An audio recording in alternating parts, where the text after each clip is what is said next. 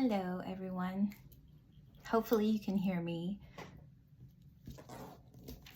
Today, I started to write down my thoughts on this subject, but I remembered that I haven't put out a video for a while for you guys. So it was time, and I was like, why not just speak it into the video instead of writing it down? Because I have so many writings.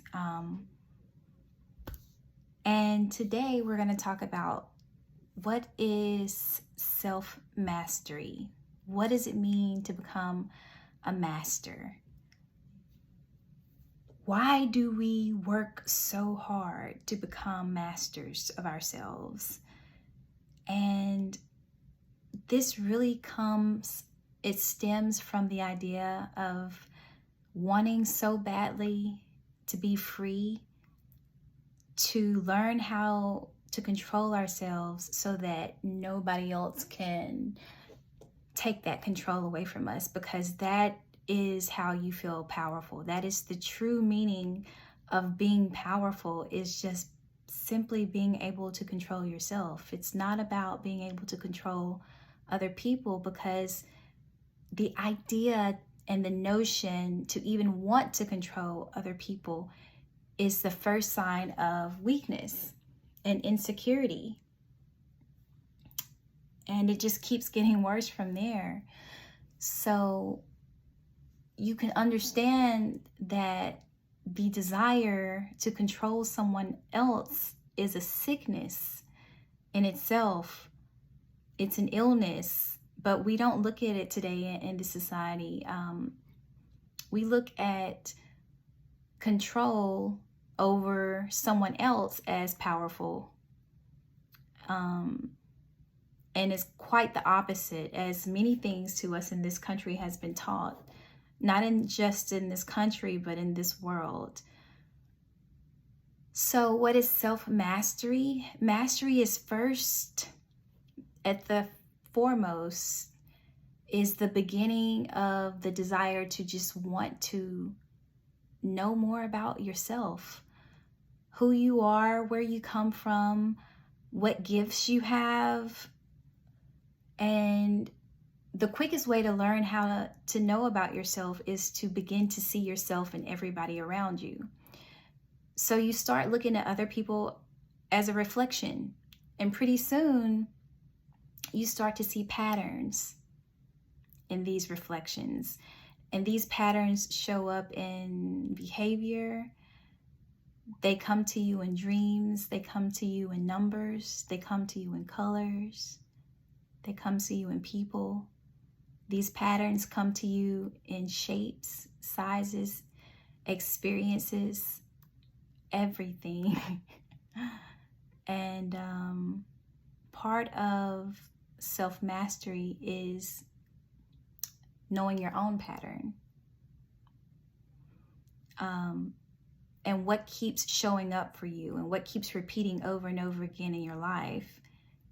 And then you get to judge. So part of the pattern, or part of mastery, self-mastery, is in self-mastery, you become God. That's the ultimate goal of self-mastery, is becoming not just the generator, not just the operator, and not just the destroyer, but to bring all of those pieces together into one to form God. And many of the times we're split, we're separated, we're fragmented, we're only one or the other, but we're never all three. We're never the generator, the operator, and the destroyer. We don't consciously know how to start operating in these processes without going through some things in life. And it's those things in life that you must pay attention to, because life itself is the master of all things.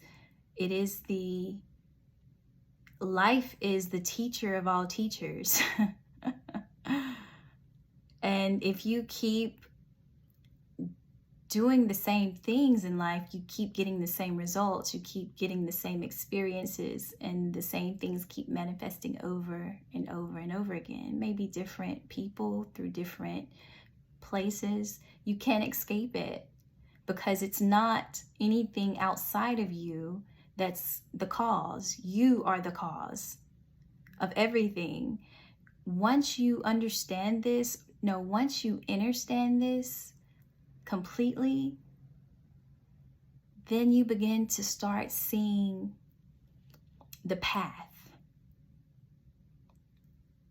And when you follow that path, you come across things on that path that are put in place specifically to help you. Not only that, but you begin to notice that they're put specifically there to help you.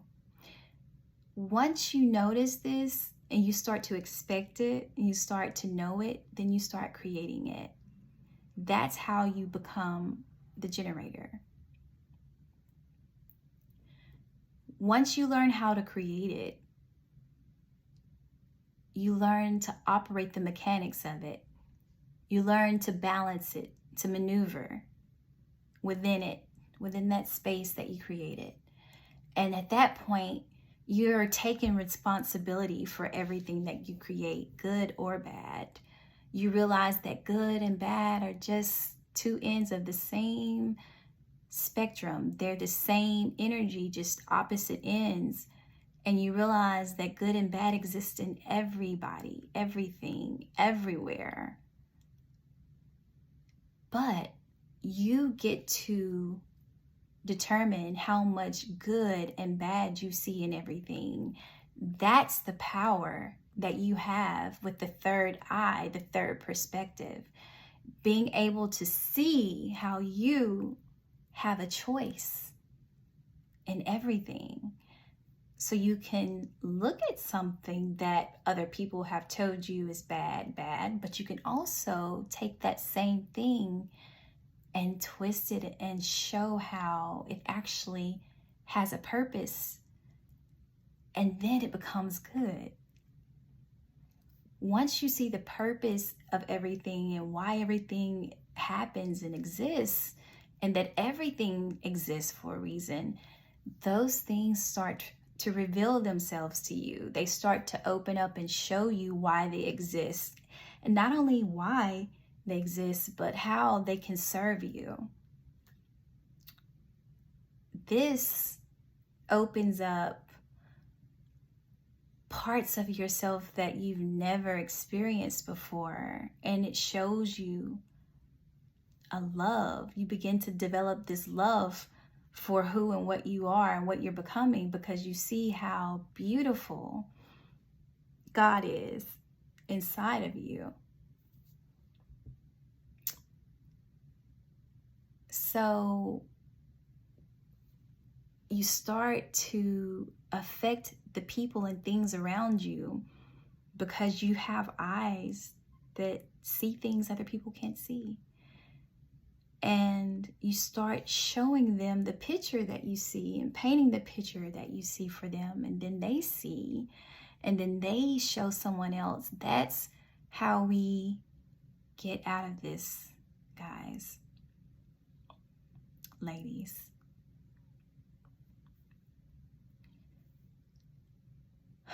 That's how we get out of this. We each need to help each other see more clearly, more balanced perspectives of not just the things outside of us, but of ourselves. So tell somebody if they're beautiful, tell them they're beautiful. If they're complaining about something that they can't control, or that they think they can't control, show them how they're creating it. This is how each one teaches one. This is how our ancestors stored information inside of things to make sure that we would wake up and be able to see this. And I didn't notice this before, but in the beginning, when everything was created with sound, sound not only was something that we could hear, but it was something that we could see. And that is what I was speaking of when I say that the fourth, third, and fourth dimension are starting to merge together. Or maybe I'm jumping into the fourth, but at this point, I'm starting to see things like what sound really is. I have these downloads and that I have these visions and that I get these messages through everything. Well, this is one of the messages that I received, and I think it's pertinent that I tell you. So it may have been the mushrooms, I can't remember, but or it may have been marijuana. It was one of the teachers, the great teachers. These plants are teachers. They are sharing information with us, and if you open yourself up to receive the information that they share with you, then you can hear the messages clearly. And one of the messages was, in the beginning was the Word, and the Word was God. Generative, operative, and destructive. That's really the whole of everything else that comes in the Bible. It's just everything goes back to that beginning, that Genesis. In the beginning was the Word, and the Word was God. The Word is sound. Sound is God. Sound is able to generate, operate, and destroy things. If you don't believe me, get on YouTube and do research on sound and what sound can do. It can freeze water, it can boil water, it can heal people, it can kill people, it can make people sick. Sound can levitate things. They're showing now how sound frequencies, I think it's called somatics, where they can actually rearrange physical objects. So sound can pass through things. It can, it's the only thing that can go anywhere and be anything. And so the sound created light, and light created everything else. Once that light started creating things, it became slower and slower and slower versions of the original source. But all still created with the same source. That's important to remember. And once sound becomes so slow, it starts to condense into physical objects. And these objects are not just our bodies and stones and the things that we can pick up and touch, but they're also things that you can see, like numbers and letters and shapes and colors. Sound created all of these things. And so within these things are embedded messages. And becoming a master of yourself is being able to understand the language of things that are reflections of you. And when you understand the language of those things that are reflected back at you, then you begin to understand how to become the operator, how to operate within these sound rhythms and codes and messages. And it's like showing you how to move through the water, through the air, so to speak. These sounds tell us things that are helping us decode this place that we live in. And part of listening, discovering, and giving yourself the opportunity to be more, to be bigger, to be greater, to be God. Giving yourself the opportunity to be God means that you start to move, think, act like an operator, like a generator and an operator. And once you can generate and operate an experience and live within it, the last and final thing to learn how to do is to destroy it. And many of us have a really bad time or hard time with this process because it feels heavy. It feels like you have a job to do that you don't want to do. And it's just like death. Death is death. It has its purpose. But the thing about death is that it's feared. It's misunderstood. And how do you think it feels to be misunderstood? That's why it's so heavy. That's why it's so heavy. So death is the part where we have to learn how to deconstruct something that we've created. But at this point, the reason you become a master is because you've realized that you've created all of your troubles, all of your sorrows, all of your negative experiences, all of the good ones too. But it hits hard when you realize that you've created something that has hurt you and somebody else. It's a lot of noise over there. I'm trying to figure out what's going on. So when you realize that you have created some things that you need to destroy about yourself and rebuild,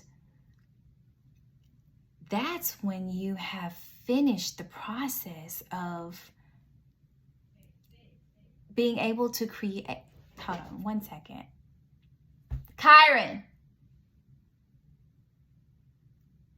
I know I'm not going to edit this video, so if I stop it right now, it's going to end like this because editing takes so much of my time, and I have to go back through these videos and edit everything, and I'm such a perfectionist that I'll start editing something and then I will just get so burned out of having to correct things.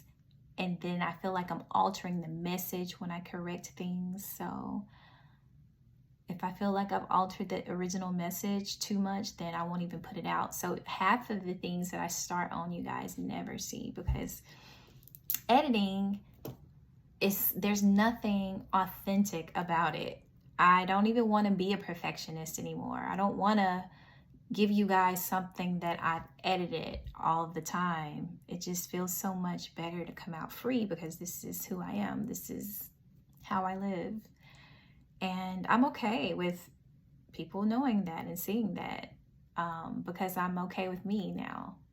And it took me a long time to get here, but this really ties back into the whole message about self-mastery. And it starts with loving yourself enough to destroy parts of you that shouldn't exist and that don't serve you, and keeping the parts that do. So no matter how that looks for someone else. So I guess this is all in divine time. And even with my son keeping up a lot of noise over there, it still ended up coming back into the message, the overall message. So self-mastery. Yeah. It's also about learning to go with the flow. It's about learning to be like the trees when it's windy outside. When it blows, you give. You go with the wind so that you don't break. So I hear my elder son in there, and tomorrow's Mother's Day, so I'm going to stop this right here, and I guess there will be a part 2 if you guys want. I don't know. Sometimes one is enough.